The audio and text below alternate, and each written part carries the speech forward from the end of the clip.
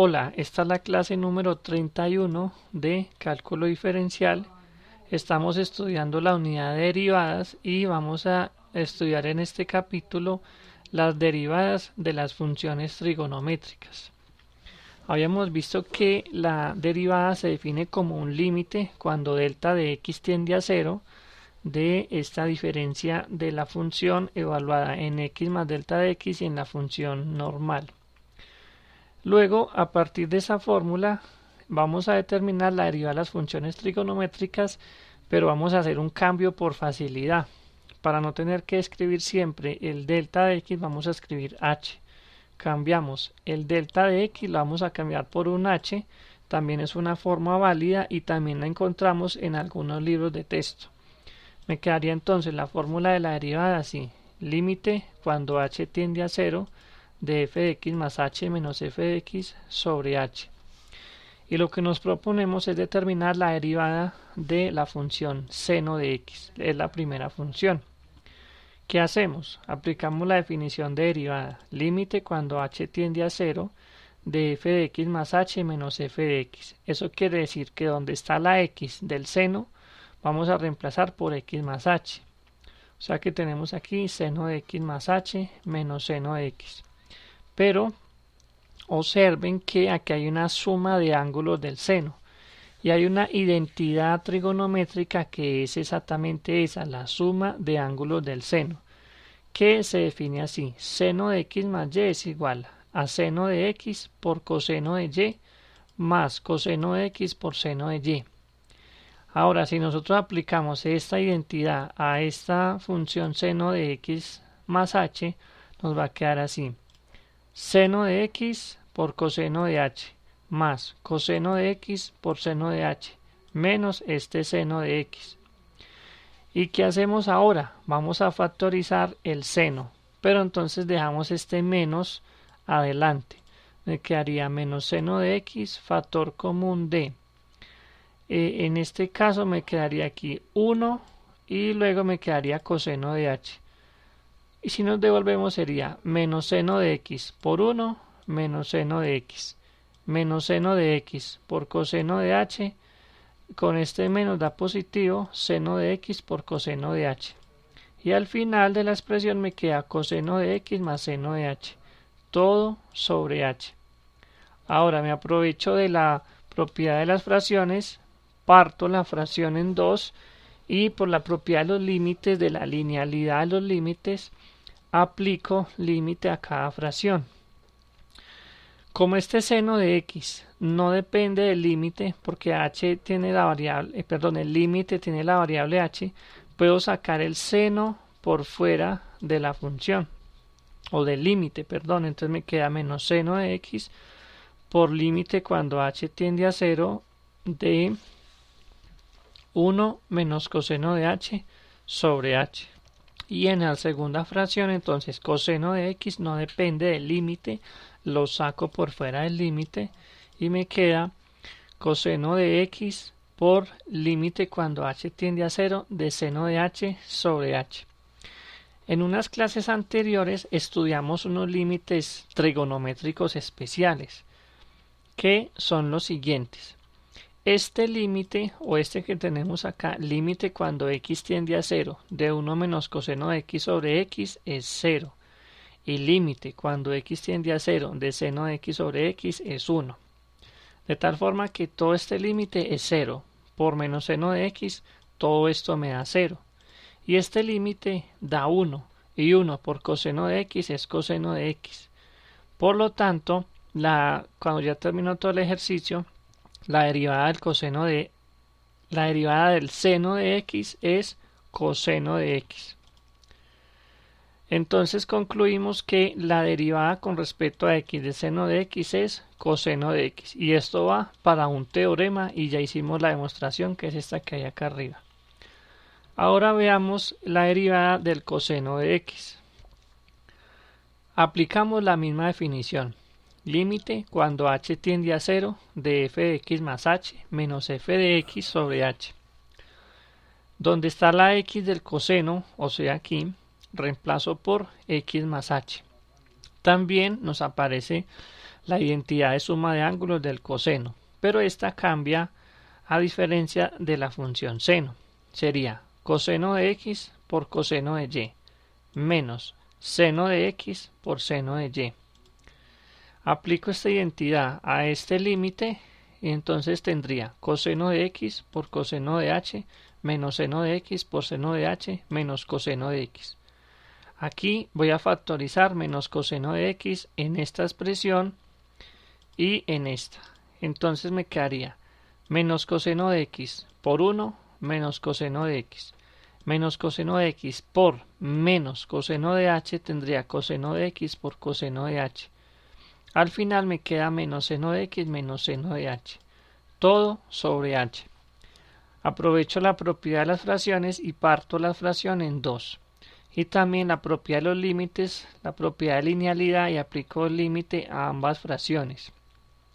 De aquí observamos que menos coseno de x no depende de este límite y lo saco por fuera del límite. Y también que seno de x no depende de este límite, lo saco por fuera, pero aquí hay un signo menos. Ya vimos que este límite trigonométrico especial nos da 0. 0 por el coseno da 0. Y este límite trigonométrico especial nos da 1. 1 por menos seno de x menos seno de x. De tal forma que concluimos que la derivada de la función coseno con respecto a x es menos seno de x. Y aquí viene el teorema. Sean las funciones f de x igual a seno de x y g de x igual a coseno de x, sus derivadas respectivamente son coseno de x para el seno y menos seno de x para el coseno. Ahora miremos este ejercicio. Determinar la derivada de la función tangente de x. Entonces podríamos usar esa definición de derivada, pero ya tenemos esos dos resultados. Primero es coseno de la derivada del seno y la derivada del coseno. Y por identidades trigonométricas nosotros sabemos que tangente se puede escribir como seno sobre coseno. Además también ya tenemos de clases anteriores la regla del cociente para derivadas. De tal forma que tangente se puede expresar como seno sobre coseno. Entonces aplico la regla del cociente, que sería derivada del numerador. Y ya vimos que la derivada del seno es coseno por el denominador sin derivar. Me quedaría coseno por coseno. Y ahora sería el numerador sin derivar, que es este de acá, por el denominador derivado. Y la derivada del denominador es menos seno de x. Este menos con este menos me da positivo. Me quedaría entonces coseno cuadrado de x más seno cuadrado de x. Podría reemplazar esto por un 1 por la identidad pitagórica. Coseno cuadrado más seno cuadrado es 1. Pero hay varias formas de hacerlo. Entonces yo lo quise hacer así. Parto esta fracción en 2. Coseno cuadrado sobre coseno cuadrado es 1. Me queda seno cuadrado sobre coseno cuadrado. Por la propiedad del exponente, este exponente puede salir y me queda la fracción seno sobre coseno. Seno sobre coseno es tangente. Coseno cuadrado sobre coseno cuadrado es 1. Tangente al cuadrado y 1 más tangente cuadrado es una identidad trigonométrica que es igual a secante cuadrado. Si lo hubiéramos hecho por acá, hubiera sido más rápido. Esto es un 1 y 1 sobre coseno cuadrado es secante cuadrado. Pero así hemos demostrado que la derivada de tangente de x con respecto a x es secante cuadrado de x. Bueno, ahora tenemos este teorema. La derivada tangente de x es secante cuadrado. La derivada de cotangente de x es menos cosecante cuadrado. La derivada de secante de x es secante por tangente. Y la derivada de cosecante de x es menos cosecante por cotangente. Les dejo el ejercicio que demuestren el teorema anterior, del cual ya tenemos el primero hecho. Pueden utilizar las identidades trigonométricas para utilizar estos resultados que les mostré acá. Con estos tres resultados pueden desarrollar todas estas derivadas. ¿Por qué? Porque cotangente es coseno sobre seno. Secante es 1 sobre coseno y cosecante es 1 sobre seno. Ahí aplican la regla del cociente y ya pueden encontrar cada una de estas derivadas. Ahora, cuando nosotros aprendemos a derivar las funciones trigonométricas, aparecen unos ejercicios ya de la recta tangente, tasas de variación, máximos y mínimos, como los que siguen a continuación. Dice, determinar la ecuación de la recta tangente de la función seno en el punto cuando x es igual a pi cuartos. Entonces ya sabemos que la recta tangente tiene que ver con la derivada. Entonces la pendiente en pi cuartos es la derivada de la función evaluada en pi cuartos. La derivada de la función seno de x con respecto a x es coseno de x, que la vamos a evaluar en pi cuartos. Y coseno de pi cuartos es raíz de 2 sobre 2. Luego, como ya tenemos esta pendiente que es raíz de 2 sobre 2, aplicamos la fórmula punto pendiente. Y menos y1 es igual a m por x menos x1. De aquí, para determinar y1, como no tenemos y1, x1 sí lo tenemos porque x1 es este, pi cuartos.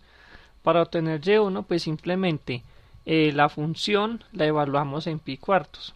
Y seno de pi cuartos también es raíz de 2 sobre 2 porque pi cuartos me genera un triángulo isósceles. Y en el triángulo isósceles las medidas de los dos catetos son iguales.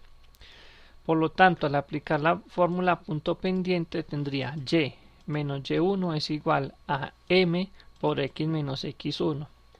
Hago distributiva de raíz de 2 sobre 2 por x y raíz de 2 sobre 2 por menos pi cuartos, obteniendo aquí raíz de 2 sobre 8 por pi negativo.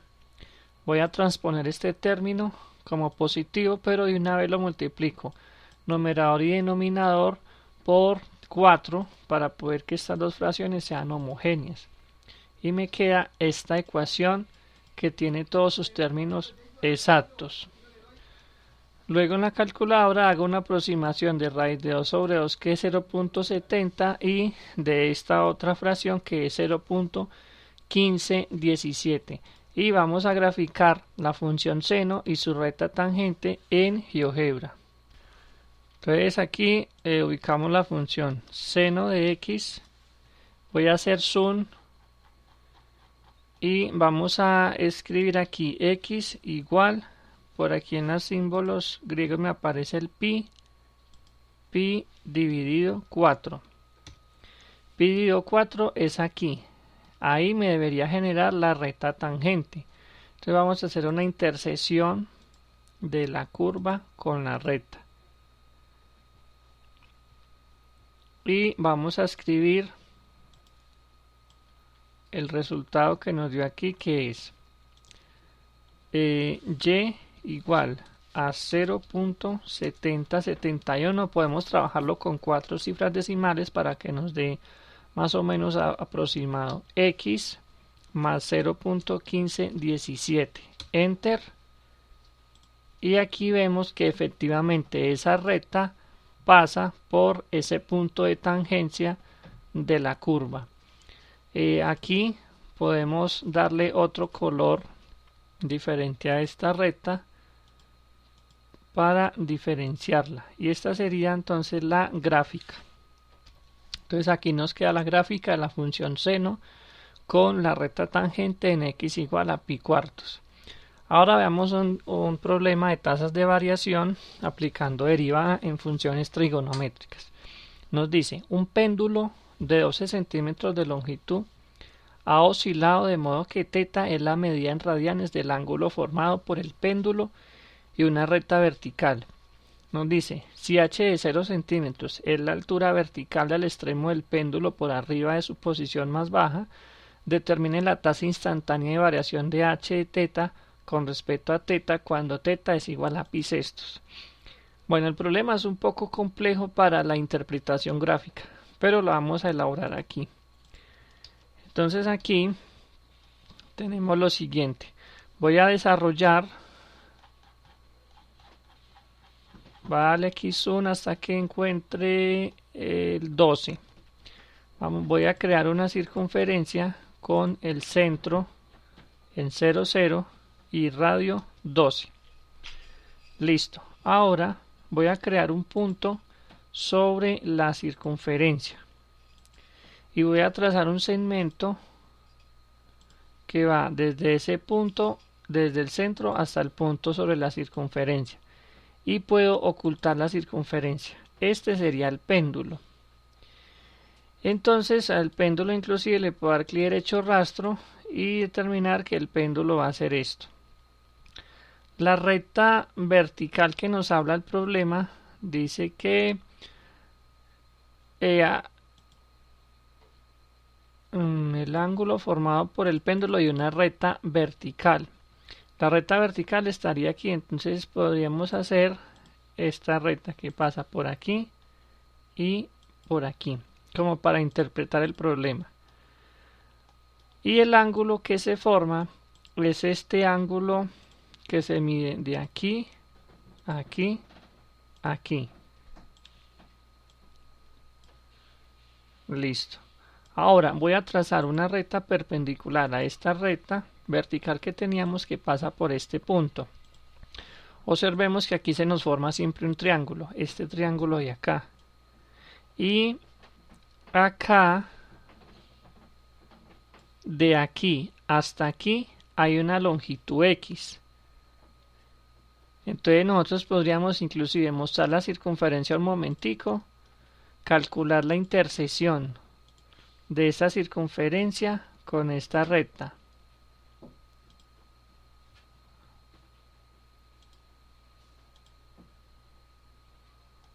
¿Será que la calculo arriba? Otra vez, intersección de esta recta con esta circunferencia. Como no la toma, entonces voy a ocultar los ejes, eje X, eje Y ahí sí voy a hacer la intersección de esta recta con esta circunferencia y la intersección de esta recta con esta recta, y la distancia que está variando es esta distancia que hay de aquí a aquí, que es la que en el problema han llamado h de teta. Entonces si yo muevo este punto, observen que esa distancia está variando.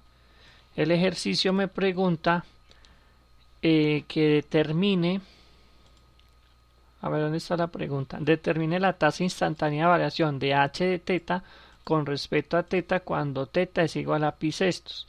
Obviamente esta distancia depende de teta, porque si teta es muy pequeño, la distancia es pequeña; si teta es grande, la distancia es grande. Entonces la variación debería ser positiva. Entonces vamos a tomar, aquí la escala se me dañó, vamos a la escala de 1, 1. Vamos a tomar esta gráfica como representación del problema, pero voy a quitar la circunferencia. Entonces tenemos el péndulo y tenemos la distancia. Entonces ahora observemos este triángulo. Esta longitud nosotros la conocemos, esa longitud es 12 centímetros. Este ángulo lo conocemos porque por aquí en algún momento nos lo van a dar, que es pi sextos o 30 grados. Entonces podemos establecer una función trigonométrica que nos relacione este lado, que es el que necesitamos calcular, con la hipotenusa y el ángulo. Ese es coseno. Entonces coseno de teta es 12, mire que esto de aquí hasta aquí mide 12, menos una longitud X que no conozco, que es esta, sobre la hipotenusa del triángulo, que es 12. Pero de ahí vamos a despejar a X. Entonces 12 pasa a multiplicar, me queda 12 menos X. Luego este 12 lo voy a transponer para despejar la X, me queda menos X, multiplico todo por menos 1, entonces X es igual a 12 menos 12 por coseno de teta. Pero observen que todo eso está en términos de teta, es una función en términos de teta. Entonces como es una función que depende de teta, yo digo que sea X igual a h de teta para cumplir con los requisitos del problema, de tal forma que h de teta es 12 menos 12 por coseno de teta. El problema me dice Determine la tasa instantánea de variación de h de teta. ¿Cómo se calcula una tasa instantánea? Derivando. Entonces, la derivada de h de teta es la siguiente. Derivada de 12, 0. Derivada de coseno de teta, menos seno. Por este menos de acá me da positivo. Como esta ya es la fórmula de la tasa de variación instantánea, la reemplazo en pi sextos. Con la calculadora en radianes esto nos va a dar 6. Entonces la conclusión es la siguiente, que la tasa de variación de la altura con respecto al ángulo cuando θ es igual a pi sextos es de 6 centímetros por radianes. Con este ejercicio terminamos esta clase número 31 y en la clase 32 vamos a ver la derivada de las funciones compuestas y la regla de la cadena.